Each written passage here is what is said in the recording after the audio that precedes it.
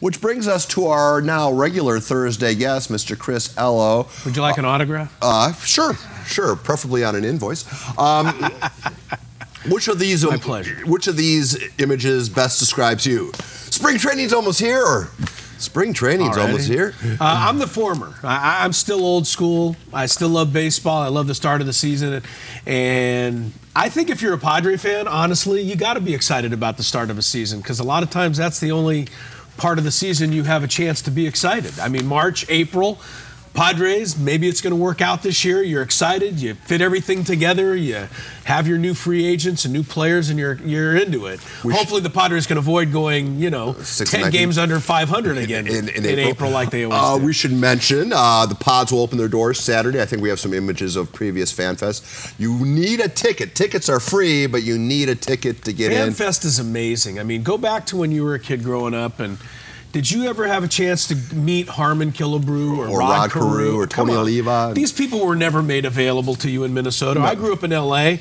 I never got a chance to shake hands with Steve Garvey or Davey Lopes or any of the Dodgers. I mean, we take it for granted now that these teams do this Fan Fest, but I mean, to me, it's really special, and for the kids especially. So Saturday morning, 10 a.m., we'll talk more about that at 6 o'clock. There is a Gallup poll out that says soccer is closing in on baseball as the third most favorite sport to watch, be it on TV or in person. Wow. Closing in on baseball. Baseball is America's pastime. Yeah. Is soccer about to move into third place solo? I know soccer's gaining in popularity. More kids are playing it than ever before. More parents are going to watch their kids, so people are interested in watching soccer. But I think this poll, and again, you always have to take every poll with a little grain of salt, but I think this poll really says something about how far baseball's fallen. And baseball's got to pay attention to this, and they have got to figure out a way to speed up these games, give us some action, give us what we want, make it exciting and entertaining again, because I'll always be baseball. I grew up playing baseball, and I'll sit and watch a game. But changing demographic in the country, yeah, and the changing interest or attention spans. People, no kidding. You can't sit and watch a baseball game anymore. It's too long. For the record, the Ello theorem for predicting NFL playoff outcomes was batting 500. You missed on Alex Smith. You picked Alex Smith to be the veteran quarterback that would lead the Chiefs past. Yeah, the Chiefs needed a historical collapse to beat me in that one, but Matt Ryan, the veteran quarterback, did beat the first-time quarterback Jared Goff in the Atlanta Rams game.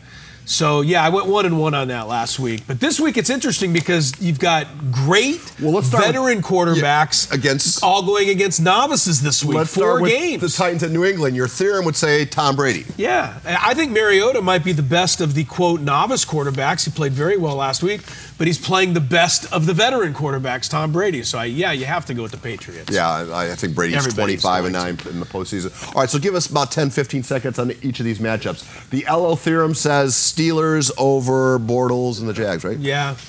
Even Blake Bortles, somebody asked him the other day, are you always going to be compared to terrible quarterbacks? And he goes, yeah, I guess I am. And then he stormed off. He was really upset about it. But you know what? They beat Pittsburgh in the regular season. Soundly. So, yeah. But Bortles can look really, really bad. And he did last week, but they still won the game. So, but I'll take Pittsburgh. So your theorem says that the Falcons will beat the Eagles, even though they're the number one seed in the NFC. Right, because Matt Ryan's a more experienced quarterback. But on this one, I'm going against my theorem, believe it or not. I think the Eagles feel dissed because they're an underdog at home.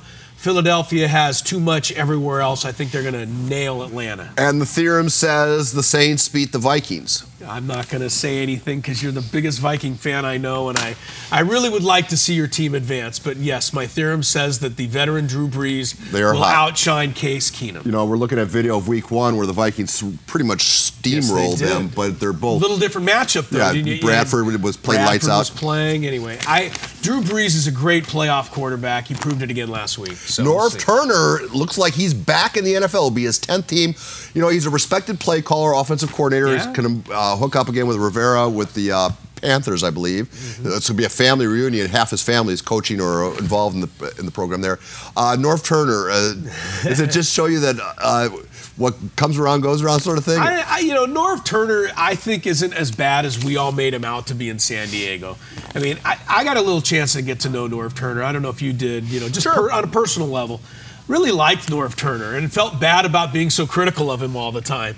As an offensive coordinator, you really can't be very critical of Norv Turner. He's got a couple of rings that he can flash in your face. So I always thought this looks like a good hire for Carolina, I think. I always thought he was a great play caller, and Sure. I always thought he gave the team an X and O's and advantage, and that's all you can ask for. Just didn't manage the clock very well. Rick Carlisle made news. For those who don't know, ESPN published an article quoting Lavar Ball about how the Lakers locker room's a mess. Luke Walton has lost control of the team.